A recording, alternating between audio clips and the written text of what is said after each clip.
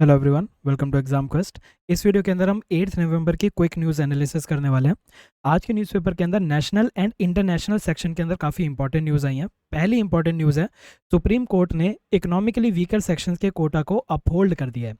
India के अंदर अगर देखा जाए तो इंडिया की सोसाइटी के अंदर कास्ट के बेसिस पर बहुत ज़्यादा डिस्क्रिमिनेशन होती थी। इंडिया की सोसाइटी के अंदर इंडिया की सोसाइटी के अंदर कुछ ग्रुप्स ऐसे थे जिनको पूरी तरह से इंक्लूड नहीं किया गया था। ये जो ग्रुप्स थे, ये पॉलिटिक्स के अंदर इनकी रिप्रेजेंटेशन बहुत कम थी, एजुकेशन में इनकी रिप्रेजेंटेशन बहुत कम थी, और इसके पीछे जो रीज़न ये था कि सोसाइटी में इनके साथ डिस्क्रिमिनेशन होती थी। तो इनकी इस सोशल बैकवर्डनेस को रिमूव करने के लिए इंडिया के अंदर रिजर्वेशन का टूल इंक्लूड किया गया। ठीक है, ये जो रिजर्वेशन दी जाती थी, इसके अंदर मेन क्राइटेरिया ये देखा जाता था कि क्या ये सोसाइटी के अंदर डिस्क्रिमिनेशन इनकी है या नहीं, क्या ये सोसाइटी के अंदर बैकवर्ड है या नहीं, यानी कि social backwardness was the main criteria. 1992 के अंदर एक एफर्ट किया गया जिसके अंदर ये सवाल उठाया जाने लगा कि जो हम रिजर्वेशन दे रहे हैं जॉब्स के अंदर और एजुकेशन के अंदर, ये रिजर्वेशन सिर्फ सोशल बैकवर्डनेस के बेसिस पर क्यों है। हमारे देश में ढेर सारे गरीब लोग हैं, तो इन गरीब लोगों को गरीबी से बाहर निकालने के लिए भी इनको रिजर्वेशन प्रोवाइड किया जाना चाहिए, यानी कि इकोनॉमी को एक इंपॉर्टेंट क्राइटेरिया माना। 1992 के अंदर जब इकोनॉमी के बेसिस पर रिजर्वेशन देने की कोशिश की गई तो सुप्रीम कोर्ट ने उस रिजर्वेशन को कैंसिल कर दिया, उन्होंने उसको अपहोल्ड नहीं किया। उन्होंने कहा कि इंडिया के अंदर जो रिजर्वेशन दी जाती है वो दी जाती है socially and educationally backward classes को। रिजर्वेशन जो है वो पावर्टी एलिवेशन स्कीम की तरह इस्तेमाल नहीं की जा सकती। रिजर्वेशन का काम है सोशल बैकवर्डनेस को दूर करना, यानी कि सिर्फ और सिर्फ इकोनॉमी के बेसिस पर आप रिजर्वेशन नहीं दे सकते। हाँ, अगर कोई सोशल ग्रुप ऐसा है जो कि इकोनॉमिकली भी पुअर है तो उसको रिजर्वेशन प्रोवाइड की जानी चाहिए। अब इस क्राइटेरिया के बेसिस पर इंडिया के अंदर ओबीसीज को रिजर्वेशन दिया गया with the concept of creamy layer, यानी कि ओबीसीज के अंदर जितने भी लोग ऐसे हैं जो कि एक इनकम से ज्यादा कमाते हैं उनको रिजर्वेशन नहीं मिलेगी, और जितने भी गरीब ओबीसीज हैं उनको रिजर्वेशन प्रोवाइड की गई। ठीक है, या इसके अंदर क्या किया गया, इकोनॉमी के क्राइटेरिया को एक्सेप्ट तो किया गया लेकिन उसके साथ सोशल क्राइटेरिया भी इंक्लूडेड था। फिर 2019 के अंदर हमारे कॉन्स्टिट्यूशन के अंदर एक अमेंडमेंट होती है जिसको कहा जाता है 103rd कॉन्स्टिट्यूशनल अमेंडमेंट। इस 103rd कॉन्स्टिट्यूशनल अमेंडमेंट ने इंडिया के अंदर 10% रिजर्वेशन प्रोवाइड की गई इकोनॉमिकली वीकर सेक्शंस को, जो कि अपर कास्ट से बिलोंग करते हैं। ये economically weaker sections upper caste कह लीजिए या फिर जनरल कैटेगरी कह लीजिए। ठीक है, तो जो जनरल कैटेगरी के पुअर लोग थे उनको 10% रिजर्वेशन दी गई। इस 10% रिजर्वेशन के ऊपर कुछ सवाल उठे। पहला सवाल तो ये उठा कि पहले ही जो रिजर्वेशन प्रोवाइड की गई है वो 50% से ज्यादा नहीं हो सकती। ठीक है, आप 10% की रिजर्वेशन और अगर दे देंगे तो इंडिया के अंदर टोटल रिजर्वेशन जो है वो 50% से ज्यादा हो जाएगी। तो ये जो है 50% की जो हमने सीलिंग लगा रखी है, इंदिरा साहनी जजमेंट देखिएगा, ठीक है, उसके अंदर ये कहा गया था कि इंडिया के अंदर total reservation should not exceed more than 50%।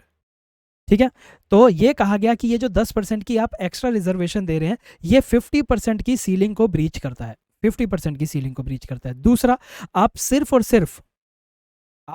और सिर्फ इकोनॉमी के बेसिस पर रिजर्वेशन दे रहे हैं, जबकि इंडिया में socially and educationally backward classes को रिजर्वेशन मिलनी चाहिए। ये दो मेन क्राइटेरिया थे।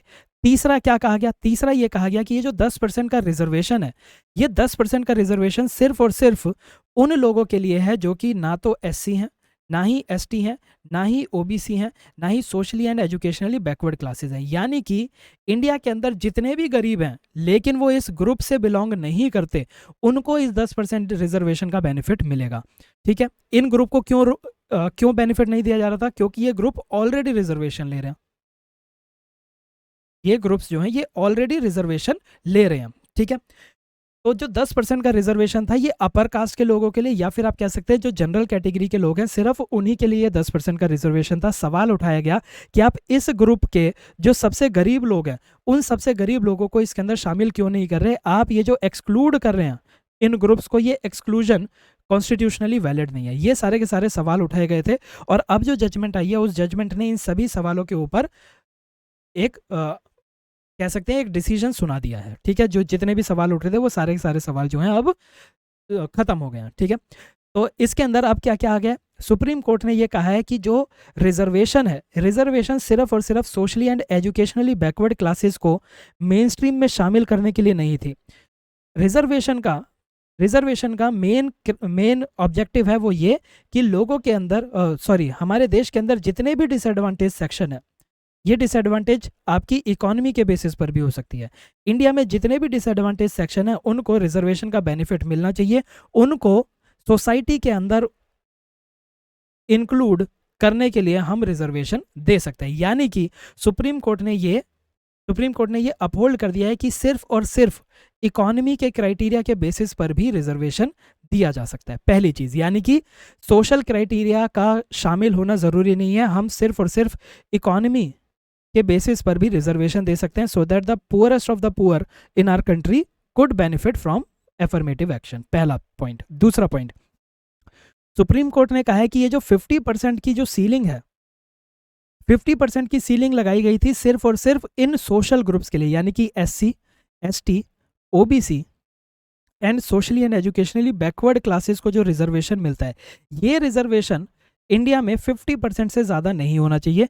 इसके अलावा जो 10% का रिजर्वेशन इकोनॉमिकली वीकर सेक्शन को दिया गया है, उसमें ये ग्रुप शामिल नहीं है। यानी कि जो 50% का जो मार्क है, वो मार्क EWS का 10% रिजर्वेशन पे लागू नहीं होगा। ठीक है, यानी कि 50% की ये जो ब्रीच है, इसको भी एक्सेप्ट कर लिया है सुप्रीम कोर्ट ने। ठीक है, ये दोनों चीज़ें बोल दी हैं। तीसरी चीज़ क्या बोली? तीसरी चीज जो सुप्रीम कोर्ट ने कही है वो ये है कि इंडिया के अंदर रिजर्वेशन प्रोवाइड करने के पीछे कारण ये था कि लोगों का जो बैकवर्डनेस है, उस बैकवर्डनेस को दूर करना था।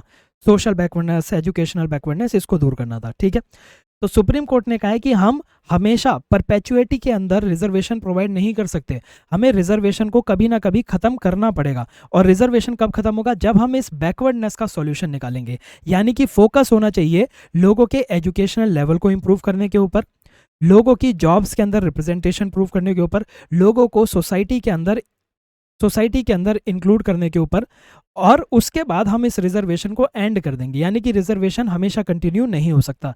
इसके लिए कुछ एग्जांपल्स भी हैं, जैसे कि इंडिया के अंदर एंग्लो इंडियंस को रिजर्वेशन प्रोवाइड किया जाता था, वो रिजर्वेशन भी हमने एंड कर दिया। ठीक है, एंग्लो इंडियंस को रिजर्वेशन एंड किया, ये आपको याद रखना है, from 104th constitutional amendment act. ठीक है, 104th कॉन्स्टिट्यूशनल अमेंडमेंट एक्ट से हमने एंग्लो इंडियंस का रिजर्वेशन खत्म कर दिया। ठीक, तो उसी तरह सुप्रीम कोर्ट कहता है रिजर्वेशन को भी हमें कभी ना कभी खत्म करना पड़ेगा, और रिजर्वेशन के पीछे जो कारण था, उस कारण को हमें खत्म करना है, उसके बाद रिजर्वेशन खत्म हो जाएगा। ठीक है, तो आप अपने आंसर्स के अंदर 2 व्यू पॉइंट याद रख सकते हैं। इंडिया के अंदर जो पहले व्यू पॉइंट हुआ करता था वो क्या था? That reservation is a tool of reparation of groups excluded. Reservation को हम यूज करते थे उन ग्रुप्स के लिए जो कि अभी तक एक्सक्लूडेड थे मेन स्ट्रीम से, जिसकी वजह से वो ढेर सारी जगहों में उनको इक्वल अपॉर्चुनिटी नहीं मिल पाती थी। फॉर एग्जांपल, जॉब्स के अंदर इक्वल अपॉर्चुनिटी नहीं है, एजुकेशन के अंदर इक्वल अपॉर्चुनिटी नहीं है। और ये जो कारण था कि इन्हें ये अपॉर्चुनिटी क्यों नहीं मिलती थी, वो कारण था कास्ट डिस्क्रिमिनेशन। ठीक है, और ये जो सोशल डिस्क्रिमिनेशन है, ये जो सोशल बैकवर्डनेस है, ये मेन क्राइटेरिया माना जाता था रिजर्वेशन देने का। बट नाउ इकोनॉमिक क्राइटेरिया को भी इन प्रिंसिपल एक्सेप्टेंस मिल चुकी है कि सिर्फ और सिर्फ इकोनॉमी के बेसिस पर भी रिजर्वेशन दिया जा सकता है। दूसरा, पहले reservation was not seen as a poverty alleviation scheme, यानी कि गरीबी हटाओ स्कीम नहीं है ये, लेकिन अब जो है पॉवर्टी रिडक्शन के ऊपर भी फोकस आने लगा है। ठीक है, और लॉजिकल चीज भी है। क्यों लॉजिकल चीज है? इंडिया की आज़ादी को 75 ईयर्स हो चुके हैं। 75 सालों के अंदर रिजर्वेशन का जो प्रोवाइड करने का जो लॉजिक था, उस लॉजिक के अंदर अब कुछ ना कुछ एडवांसमेंट तो हमें देखने को मिलेगी। सिर्फ और सिर्फ हम सोशल क्राइटेरिया को सबसे ज़्यादा इंपॉर्टेंस दे के रिजर्वेशन कंटिन्यू नहीं कर सकते। सोशल के साथ साथ हमें इकोनॉमिक क्राइटेरिया को भी इंपॉर्टेंस देनी पड़ेगी। ठीक है, तीसरा, रिजर्वेशन पहले माना जाता था 50% से ज़्यादा एक्सीड नहीं कर सकता, but now supreme court has made it clear that reservation for EWS does not breach 50% ceiling. ठीक है, जो 50% की सीलिंग है वो EWS के रिजर्वेशन के लिए लागू नहीं होती। 50% की सीलिंग सिर्फ और सिर्फ आपके SCs, STs, OBCs and SC/BCs के लिए लागू होती है। ठीक है, यह हमारी इंपॉर्टेंट न्यूज़ थी। इसके ऊपर एक डिटेल्ड डिस्कशन की भी ज़रूरत है, जो एक आपको सेपरेट वीडियो भी मिलेगी। आपके भी जो व्यू पॉइंट है इसको लेके, देखिए आप सिविल सर्विसेज की या कॉम्पिटिटिव एग्जाम की तैयारी कर रहे हैं, आप एक डेमोक्रेसी के मेंबर्स हैं, तो जब भी आप अपना व्यू पॉइंट देते हैं, आपको उस व्यू पॉइंट के अंदर एक लेवल ऑफ मैच्योरिटी दिखानी पड़ेगी। आप बच्चों की तरह सिर्फ हेट्रेड के बेसिस पर बात नहीं कर सकते, आपको मैच्योरिटी दिखानी पड़ेगी। आप जो भी पॉइंट लिखते हैं उन पॉइंट्स के पीछे आपके फैक्ट्स होने चाहिए, ठीक है, और एक बैलेंस्ड आर्ग्यूमेंट होना चाहिए। अगर आपसे आज पूछा जाए कि क्या रिजर्वेशन गलत चीज़ है, रिजर्वेशन गलत चीज़ नहीं है।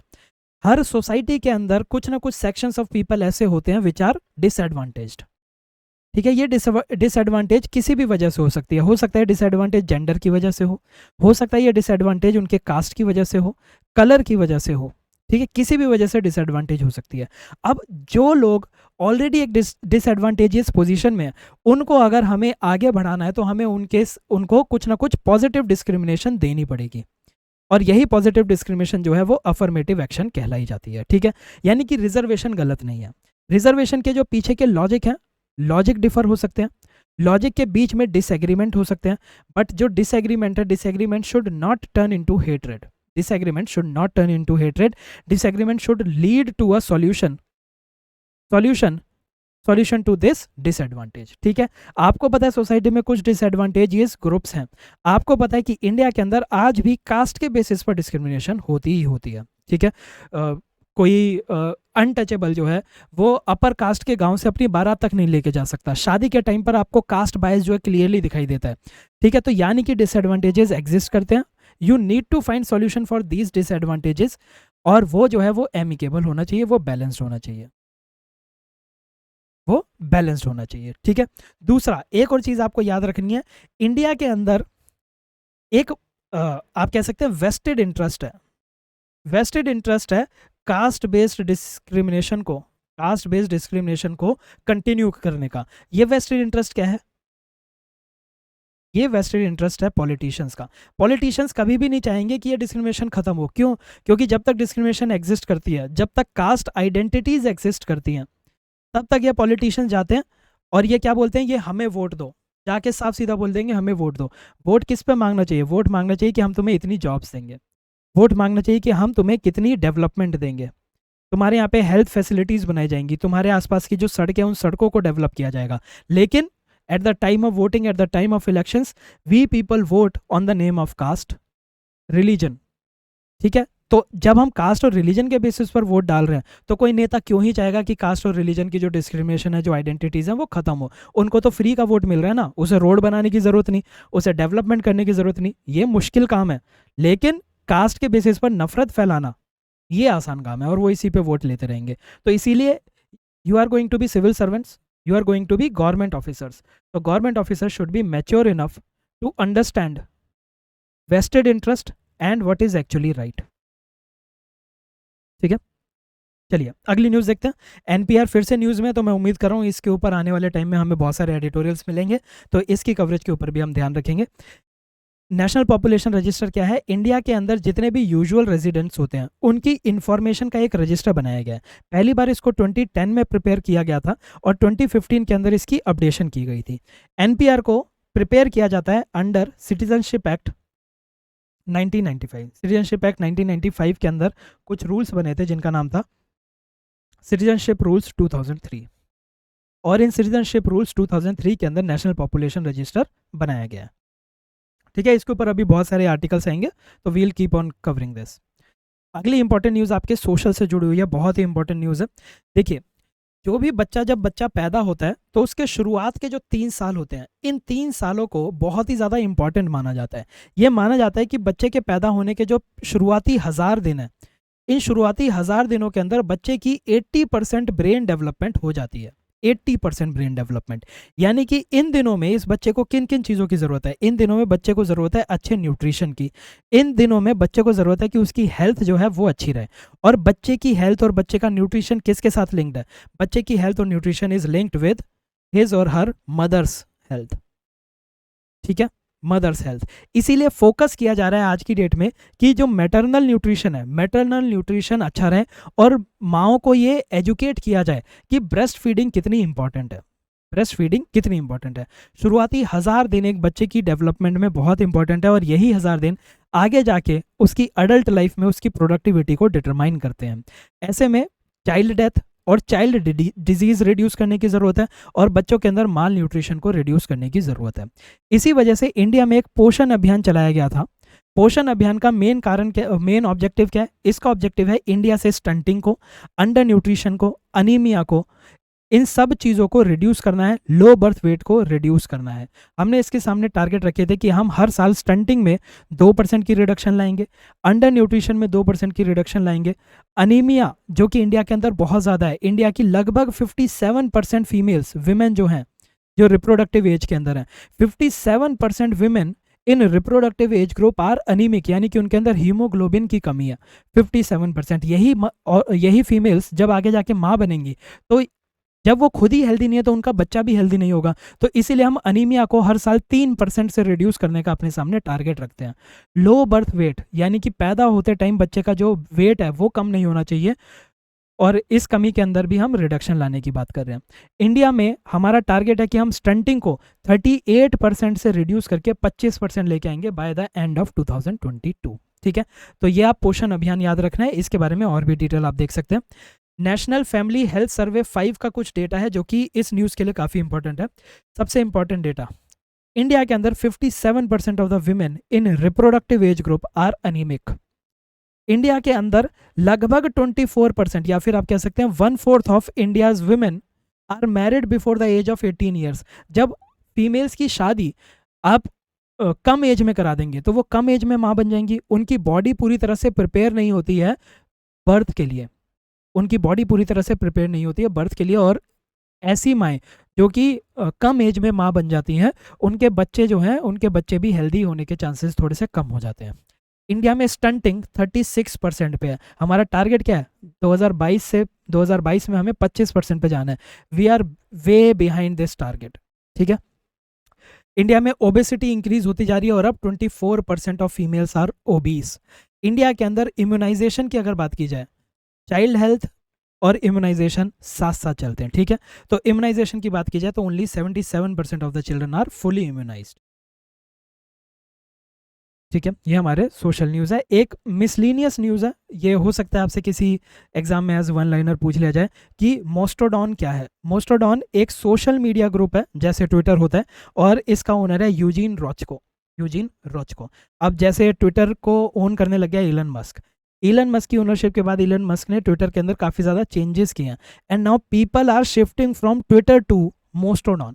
तो मोस्टोडॉन पॉपुलर होती जा रही है और बार बार न्यूज़ में आती है, इसीलिए उसके ओनर के बारे में, ओनर का नाम याद रखना इंपॉर्टेंट है।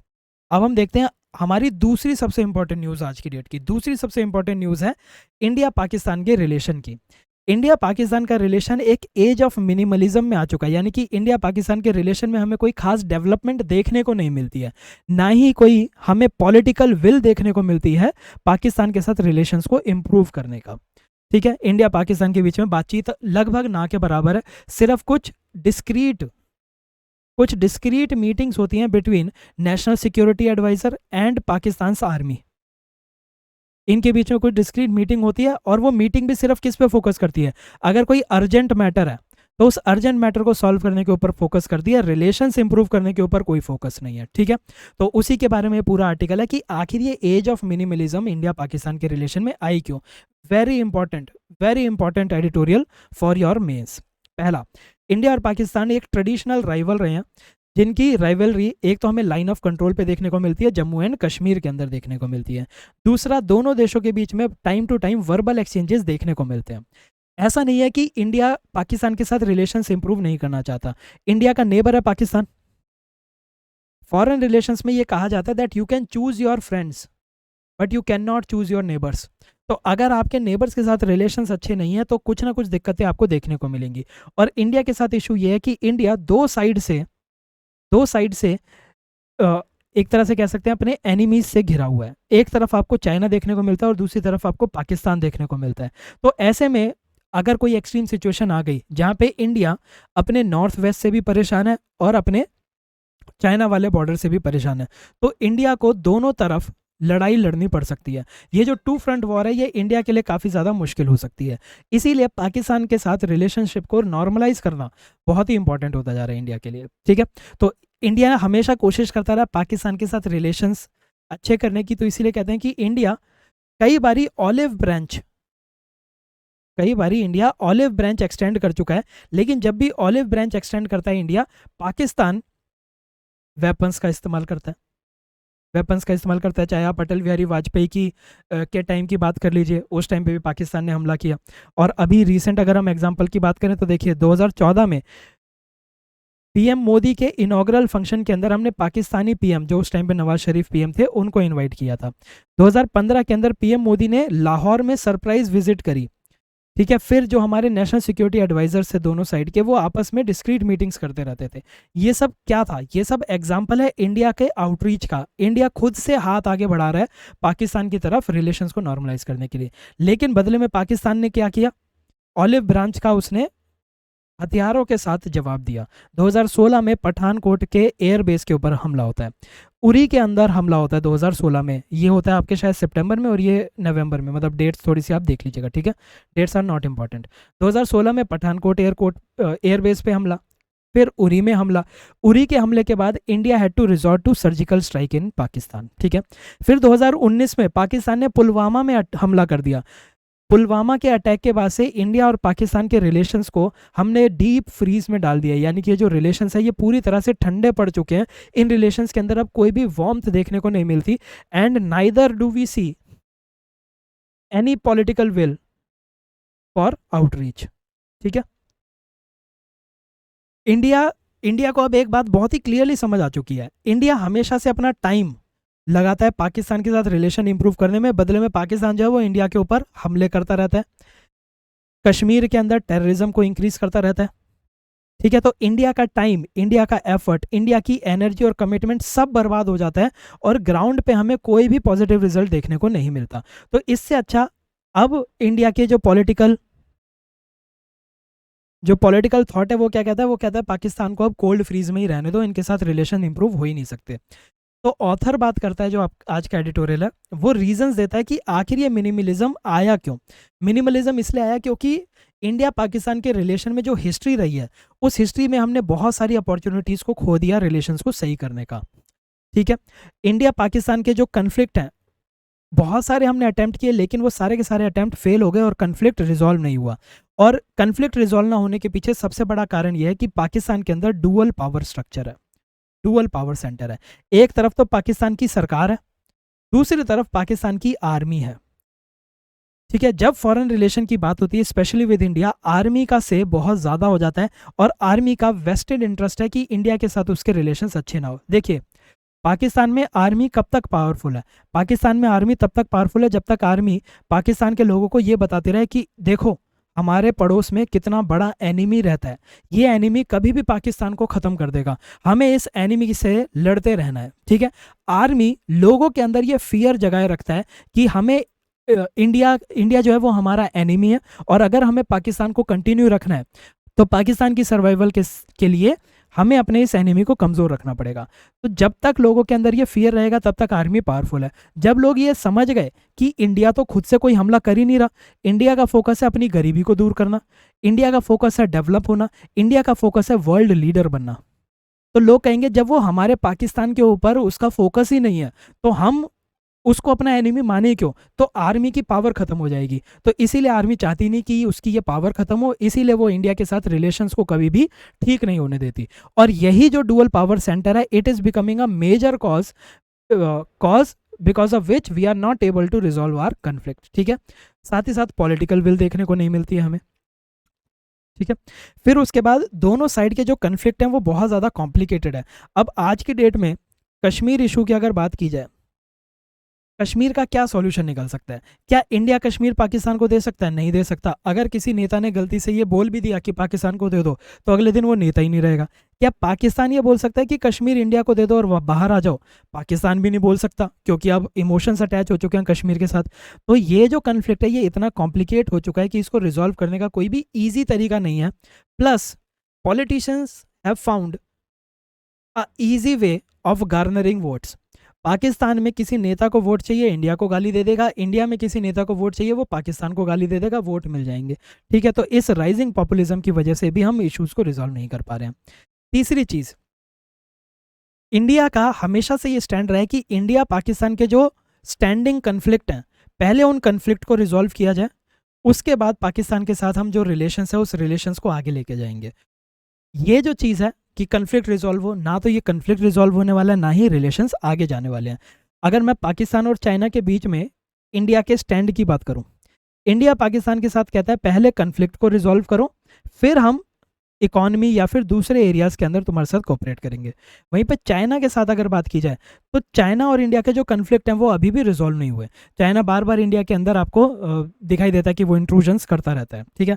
यानी कि इंडिया चाइना के कन्फ्लिक्ट अभी भी हमें देखने को मिलते हैं, लेकिन उसके बावजूद भी इंडिया और चाइना का जो ट्रेड है वो बूम कर रहा है। तो जो इंडिया का स्टैंड चाइना के साथ है कि कन्फ्लिक्ट रिजॉल्व होते रहेंगे, हम अपनी इकोनॉमी, अपने ट्रेड, अपने दूसरी तरह के जो रिलेशन है उसको कंटिन्यू करते हैं, वो सेम चीज़ हमें पाकिस्तान के साथ देखने को नहीं मिलती। इसकी वजह से भी हमें रिलेशंस अच्छे होते हुए दिखाई नहीं देते। चौथा कारण क्या है? इंडिया को अब ये पता चल चुका है कि on the basis of force India can maintain piece in Kashmir. India को पाकिस्तान की ज़रूरत नहीं है कश्मीर में पीस मेंटेन करने की, इसीलिए इंडिया पाकिस्तान के साथ बात नहीं कर रहा कि जब हमने अपने उसके अंदर पीस कर ही ली है अपने एरिया में, तो फिर बात क्या ही करनी। पांचवी साइड क्या है? पांचवी साइड है डिस्ट्रैक्शंस। इंडिया आज की डेट में चाइना की तरफ डिस्ट्रैक्टेड है, चाइना के साथ इतने इश्यूज चल रहे हैं, इंडिया वहाँ पे लगा रहता है। प्लस इंडिया जो है वो ग्लोबल इश्यूज़ में बहुत ही बढ़ चढ़ के पार्टिसिपेट करता है। For example Indo Pacific strategy में इंडिया का इंपॉर्टेंट रोल है। क्लाइमेट चेंज से जुड़े हुए इश्यूज़ में भी इंडिया का इंपॉर्टेंट रोल है। WTO के अंदर जो डिस्कशंस होती हैं वहाँ पे भी इंडिया अपने स्टैंड के साथ खड़ा रहता है, ठीक है। दूसरी तरफ पाकिस्तान अफगानिस्तान की तरफ डिस्ट्रैक्टेड है। अफगानिस्तान में तालिबान की सरकार आ गई है, उसके बाद से पाकिस्तान का फोकस अफगानिस्तान की तरफ होता जा रहा है। तो ये जो 5 कारण हैं, ये 5 कारण मेजर कारण बन चुके हैं इंडिया और पाकिस्तान के रिलेशन में मिनिमलिज्म आने की वजह से, ठीक है। दूसरी इंपॉर्टेंट न्यूज़ देखते हैं अब हम। अच्छा, इंडिया पाकिस्तान के कोई भी न्यूज़ आ जाए ना, इन पॉइंट्स को आप कहीं पे भी यूज़ कर सकते हैं। बहुत ही इंपॉर्टेंट पॉइंट है कि इंडिया ऑलिव ब्रांच एक्सटेंड करता है, पाकिस्तान हथियारों से जवाब देता है। एग्जाम्पल के तौर पे ये सारे के सारे आप एग्जाम्पल दे सकते हैं, ठीक है। फिर ये जो पॉइंट्स हैं, ये सिर्फ ये ऑथर बात करता है कि इंडिया पाकिस्तान के रिलेशंस अभी डीप फ्रीज में क्यों पड़े हैं, उसके लिए 5 पॉइंट दिए हैं। क्या मैं सेम पॉइंट्स को यूज़ कर सकता हूँ कि इंडिया पाकिस्तान के रिलेशंस क्यों ठीक नहीं हो पा रहे, क्या क्या डिफिकल्टीज फेस कर रहे हैं इंडिया पाकिस्तान के रिलेशंस ठीक होने में, तो सेम पॉइंट आप वहाँ पे यूज़ कर लेंगे, ठीक है। सेकेंड न्यूज़ पे आते हैं इंटरनेशनल की। सेकेंड न्यूज़ है G20 ने 2021 के अंदर एक मतेरा डिक्लेरेशन दिया था। मतेरा डिक्लेरेशन हंगर को एंड करने के लिए 3 चीज़ों के ऊपर फोकस करता है। मतेरा डिक्लेरेशन कहता है कि पावर्टी एलिवेशन के लिए, poverty elevation, food security and sustainable food system, ये 3 चीज़ें बहुत ज़रूरी हैं। जब तक इन 3 चीज़ों को आप सुधारोगे नहीं, तब तक हंगर को एलिमिनेट करना मुश्किल हो जाएगा। तो मतेरा डिक्लेरेशन आपका G20 से डील करता है एंड हंगर को एंड करने की बात करता है। इंडिया ने हंगर को एंड करने के लिए बहुत ही अच्छे स्टेप्स लिए, जिसका सबसे प्राइम स्टेप है 2013 के अंदर नेशनल फूड सिक्योरिटी एक्ट को इनेक्ट करना। NFSA जो है देश की 75% रूरल पॉपुलेशन को सब्सिडाइज रेट पर फूड प्रोवाइड करता है, ठीक है। रूरल एरिया में 75% पॉपुलेशन को और अर्बन एरिया में 50% पॉपुलेशन को सब्सिडाइज रेट पर फूड ग्रेन प्रोवाइड करता है। फूड ग्रेन कौन से? Rice, wheat and course grains, ठीक है। राइस मिलते हैं 3 रुपये पर केजी के प्राइस पर, व्हीट मिलते हैं 2 रुपीज़ पर केजी के प्राइस पर, और कोर्स ग्रेन मिलते हैं 1 रुपीज़ पर केजी के प्राइस पर। तो हंगर को एलिमिनेट करने के लिए फूड सिक्योरिटी एक्ट बहुत ही इंपॉर्टेंट रोल प्ले कर रहा है। इसके साथ साथ इंडिया ने अपनी एग्रीकल्चर सिस्टम को भी डाइवर्सिफाई कर दिया है। अब हम सिर्फ और सिर्फ फार्मिंग के ऊपर फोकस नहीं करते। Along with farming we are focusing on horticulture, we are focusing on animal husbandry, ठीक है। मिक्स्ड फार्मिंग की जा रही है, ठीक है। और इसके साथ साथ फूड प्रोसेसिंग के ऊपर भी बहुत ज़्यादा फोकस दिया जा रहा है। इन सारी चीज़ों से क्या हो रहा है? इन सारी चीज़ों से जो फार्मर्स हैं, फार्मर्स की इनकम इंक्रीज़ हो रही है, फार्मर्स को अलग अलग अपॉर्चुनिटीज़ मिल रही है काम करने की, जिसकी वजह से इंडिया का जो एग्रीकल्चर है, इंडिया का agriculture is producing record food grains almost every year. Pandemic के टाइम पर भी इंडिया ने प्रधानमंत्री गरीब कल्याण अन्न योजना को इस्तेमाल करके इंडिया के लोगों को सेफ्टी नेट्स प्रोवाइड किए थे, ठीक है। तो ये एक इंपॉर्टेंट न्यूज़ है। तीसरी इंपॉर्टेंट न्यूज़ इंटरनेशनल में, ब्लैक सी ग्रेन इनिशिएटिव। ब्लैक सी ग्रेन इनिशिएटिव क्या है? देखिए, यूक्रेन को दुनिया की ब्रेड बास्केट कहा जाता है। यूक्रेन के अंदर जितनी भी एग्रीकल्चर प्रोड्यूस होता है उसका 75% पूरी दुनिया के अंदर एक्सपोर्ट कर दिया जाता है, पूरी दुनिया में एक्सपोर्ट किया जाता है। यूक्रेन ग्रो करता है मेज, wheat, rape seed, sunflower seeds, sunflower oil, और ये एक्सपोर्ट होता है। अब जब रशिया ने यूक्रेन के ऊपर इन्वेड कर दिया, उस इन्वेजन के बाद से यूक्रेन से इन सारे सामानों की सप्लाई दूसरे देशों में पहुंचनी कम हो गई, जिसकी वजह से पूरी दुनिया के अंदर फूड प्राइसेस जो हैं वो इंक्रीज होने चालू हो गए। अब जब फूड प्राइसेस पूरी दुनिया में इंक्रीज हो रहे हैं तो हर किसी को दिक्कत होने लगेगी। तो इसी वजह से जुलाई 2022 में यूएन और टर्की इन दोनों ने मिलकर रशिया और यूक्रेन के बीच में एक डील ब्रोकर कराई थी, जिसका नाम था ब्लैक सी ग्रेन इनिशिएटिव। ब्लैक सी ग्रेन इनिशिएटिव इनिशियली जुलाई से लेकर नवंबर तक के लिए आया था। नवंबर में रशिया के प्रेसिडेंट पुतिन ने यह कहा था कि हम इस इनिशिएटिव से विड्रॉ कर, इस इनिशिएटिव को सस्पेंड कर रहे हैं। अब रशिया के प्रेसिडेंट ने कहा है कि हम इस इनिशिएटिव को दोबारा से रीजॉइन कर रहे हैं, दोबारा से रीजॉइन कर रहे हैं। ठीक है, तो ब्लैक सी ग्रेन इनिशिएटिव क्या कहता है? वो कहता है कि 3 पोर्ट्स हैं, ब्लैक सी के अंदर 3 पोर्ट्स हैं। इन पोर्ट से यूक्रेन का जो सामान है वो दुनिया के अंदर एक्सपोर्ट किया जा सकता है। ठीक है, कौन कौन सा सामान? आपके वीट, ग्रेन्स, ये सारा सामान। ठीक, कौन से 3 पोर्ट्स हैं ये नाम आपको याद रखने, यूपीएससी हो सकता है नाम देके आपसे पूछ ले कि ये आखिर होते क्या क्या है। एक का नाम है आपका चोर्नोमोर्स्क, ओडेसा और यूजनी। ठीक है, चोर्नोमोर्स्क, ओडेसा एंड यूजनी। यहाँ से इनको ह्यूमैनिटेरियन कॉरिडोर प्रोवाइड किया जाएगा ताकि यूक्रेन जो है अपने ग्रेन्स को एक्सपोर्ट कर सके। अगर हम मैप के ऊपर देखें तो मैप में यहाँ पे यूक्रेन आता है। यूक्रेन का सामान ब्लैक सी से होता हुआ नॉर्थ अफ्रीका पहुंचता है, ब्लैक सी से होता हुआ वेस्ट एशिया पहुंचता है, ब्लैक सी से होता हुआ रशिया पहुंचता है और ब्लैक सी से होता हुआ यूरोप पहुंचता है। तो ये जो ब्लैक सी है, अगर रशिया ब्लैक सी का एक्सेस प्रोवाइड नहीं करेगी यूक्रेन को तो ये सारे के सारे फूड ग्रेन्स दूसरे एरिया में, दूसरी दुनिया के दूसरे कोनों में पहुंचने मुश्किल हो जाएंगे। तो ये जो ब्लैक सी ग्रेन इनिशिएटिव है ये इन 3 पोर्ट से उनके एक्सपोर्ट्स को अलाउ करता है। बहुत ही इंपॉर्टेंट न्यूज़ नहीं है, प्रीलिम्स के पॉइंट ऑफ व्यू से ब्लैक सी ग्रेन इनिशिएटिव सब बहुत ज़्यादा इंपॉर्टेंट है आपका। ठीक है, मतेरा डिक्लेरेशन किस से बिलोंग करता है, किस चीज़ के बारे में बात करता है, ये आपको पता होना चाहिए प्रीलिम्स के पॉइंट ऑफ व्यू से। ये आपके इंडिया पाकिस्तान रिलेशंस का पूरा एक आंसर ही है। इन पॉइंट्स को इंडिया पाकिस्तान के रिलेशन में आपको यूज़ करना ही करना है। ठीक है, NFHS 5 इसका जो डेटा है ये आप अच्छे से याद रखेंगे, और आपका रिजर्वेशन से जुड़े हुए जो पॉइंट है इसके ऊपर एक डिटेल्ड डिस्कशन वीडियो भी आपको मिलेगी, जिसके अंदर बाकी सारे टॉपिक्स, जिसके अंदर इंदिरा साहनी जजमेंट, नागराज केस, इन सारी चीज़ों को डिस्कस किया जाएगा। अगर आपको हमारी वीडियोस पसंद आती हैं तो वीडियो को लाइक करना ना भूलें, दोस्तों के साथ शेयर करें, और चैनल पर नया तो चैनल को सब्सक्राइब ज़रूर करें। वीडियो के नीचे कमेंट ज़रूर छोड़ के जाया कीजिए। आपके कमेंट्स, आपके लाइक्स, आपके शेयर्स, इन्हीं चीज़ों की वजह से हमारा जो चैनल है वो आगे बढ़ सकता है, और आपके सपोर्ट की हमें बहुत ज़रूरत है। Thank you.